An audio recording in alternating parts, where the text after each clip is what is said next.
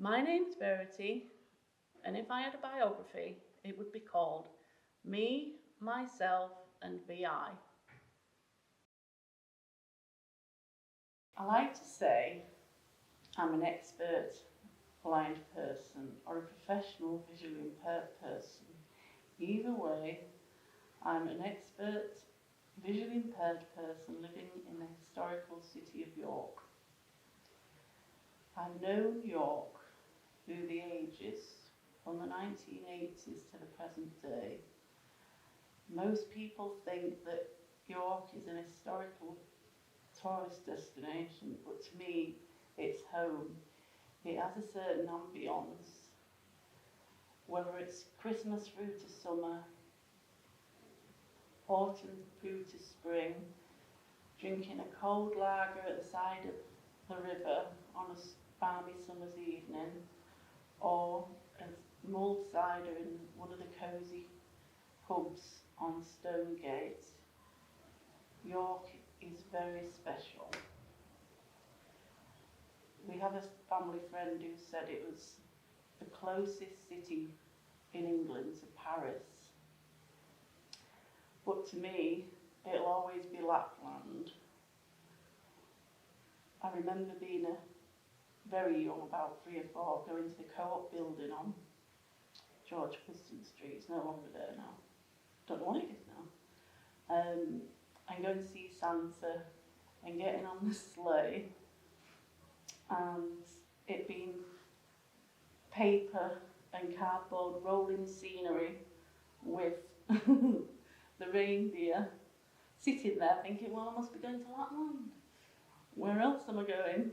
I'm getting off, stepping out, and it, plastic fantastic snowmen and candy canes and cotton wool snow, queues of children. I'm thinking I'm there in Lapland and going, weaving around, getting to Santa's grotto, and there he is, Santa himself, and me believing it all.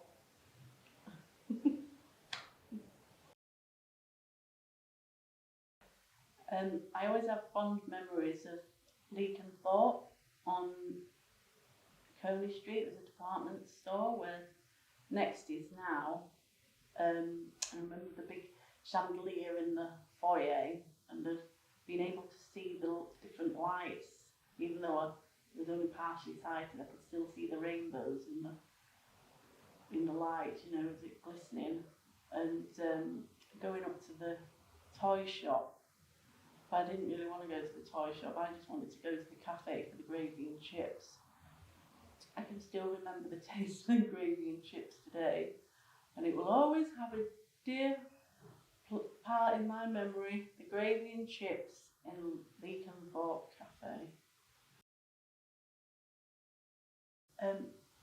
The Coppergate Centre, I think, is probably one of the most famous bits of York with the Viking remains, but I remember the ABC cinema, and I was told I went to watch E.T. when I was 2 and not taking any interest at all in the film, just walking up and down, and I still don't take any interest in the film.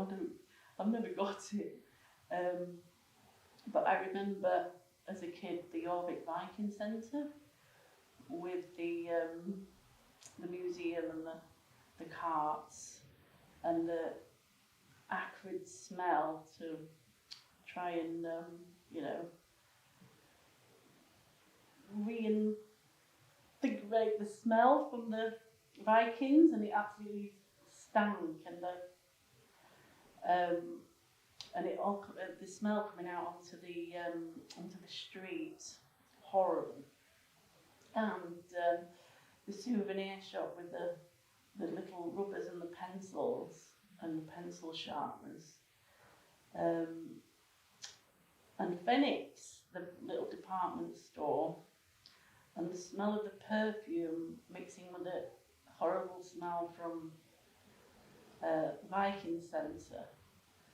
And there was a CNA and a Marks and Spencer's And I remember getting some jelly bean shoes from Marks and Spencer's, and they had like little embroidered flowers on them. And I lost them shoes, and to this day I would wear them shoes because they were very trendy.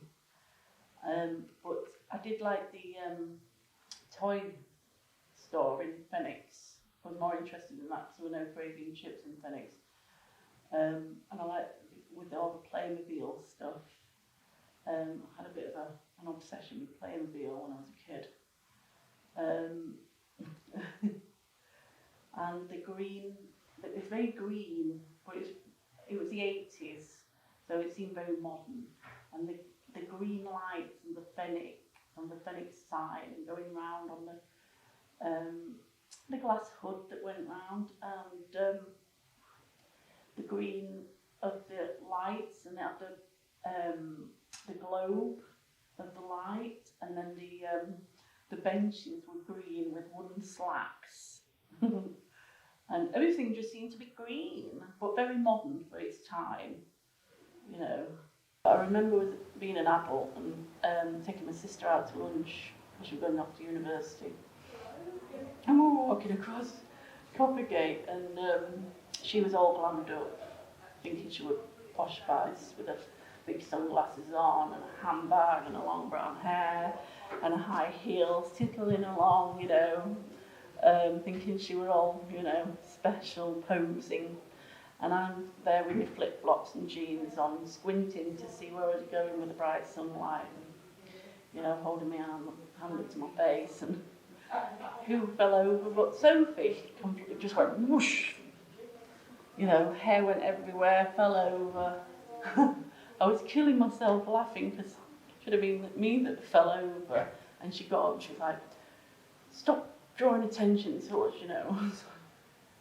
But I had to prop myself up on a wall because I was killing myself laughing, and it took me about half an hour to stop laughing, which to this day I still laugh at. My teenage years in York were spent walking around hippie shops with my friends, buying band t-shirts and tie-dye waistcoats and trousers with stripes on them, which were not a good look. I would not wear that now. And even buying a Kurt Cobain t-shirt with a suicide note on the back, I don't know what they were all about. I thought it was cool. Buying band posters from Classic and Forever Changes on Stonegate. And I remember getting a Nirvana poster, and, you know, when you're a teenager, you know, you've got a lot of blue tack, you know, you're on a budget, and sticking it up. And of course, I was laid there one night and it started slipping down the wall, but the two other band members folded back, and it was just Kurt Cobain sliding down the wall, and I thought he was coming back to haunt me, and I started screaming. So the poster got banned from my room because I woke everybody up in the house screaming.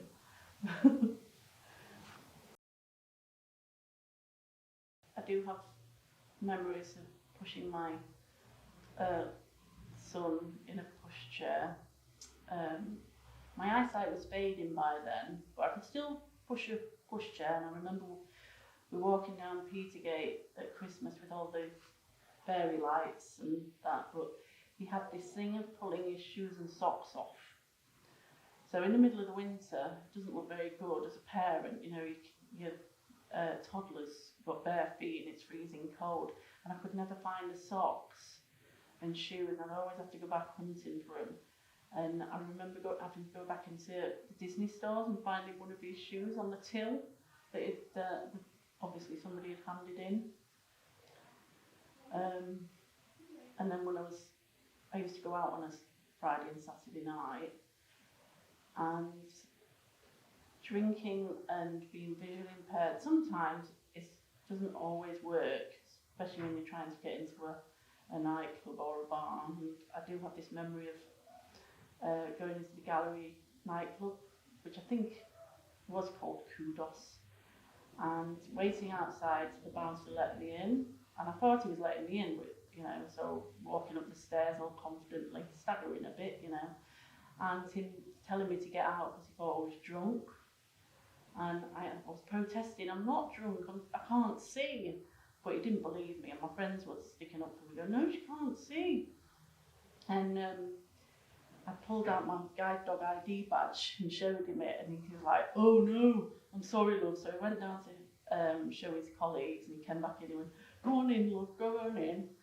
And then there was another time, I was at the Varsity, which is now the Graduate on Lendl, and it was New Year's Eve, and I did the same, and the bouncers were there, and I was walking up the steps, staggering, and he said, you're not allowed in, love, you've had too much to drink. And I said, I haven't had too much to drink.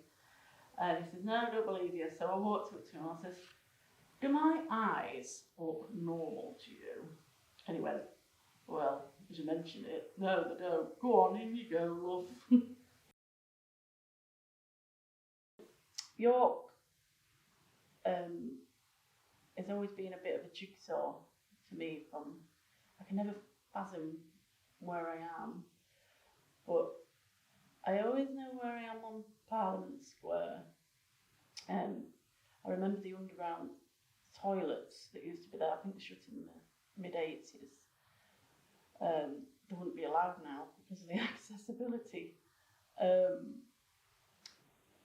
And you go down some stone staircase with the iron railing and a chain flusher. And I think they're back in fashion now. But I'm telling you, I can still smell them. I'm sure it's them. And when you walk past Brown's, there's this whiff, and you're like, it's them underground toilets. But I can never get, fathom York. And I remember when I moved back here about 12 years ago, and I was driving over Water End, and Mum went, do you know where you are? I went, no, and we just come from Bootham, but I couldn't fathom the bit from Bootham getting onto Water End. And she said, well, you're going to have fun then, aren't you? But I know York so well in my head, but I just cannot, put it together. It's like a jigsaw. The thing is now, I'm nearly blind from being partially sighted as a kid. And I used to be able to walk into places, like independently, finding a door, finding a table in a cafe, finding a toilet, things like that. But it's not so easy now. And I always come to the theatre if I'm meeting somebody for a drink, because it's easy to get to. The bus stop's right there. It's dead easy to get to. I don't think I'd ever want to live anywhere else. York has, like I said before, it does have a certain it's a special atmosphere. You get a York feeling, even though the tourists and the hen parties and stag do get on my nerves, and I feel like saying, go home, this is my city, and I want to walk around without being shoved and pushed around. I'd never live anywhere else. I'm very privileged to live here.